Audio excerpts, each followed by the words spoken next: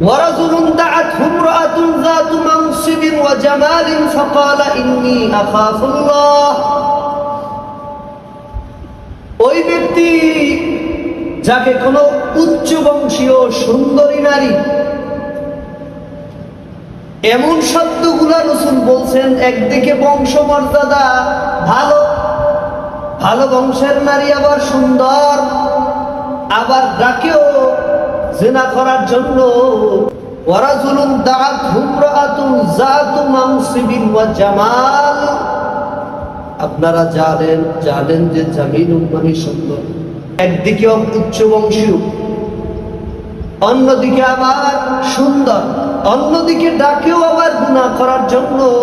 সেই সময় যে বলবে ফাকালা ইন্নী আখাফুল্লাহ, আমি আল্লাহকে ভয় করি, এই কথা বলে যে ব্যক্তি গুনাহের থেকে ফিরে থাকবে, ওই ব্যক্তিকে আল্লাহ তাআলা হাসরের ময়দানে তার আরশের নিচে ছায়া দান করবে।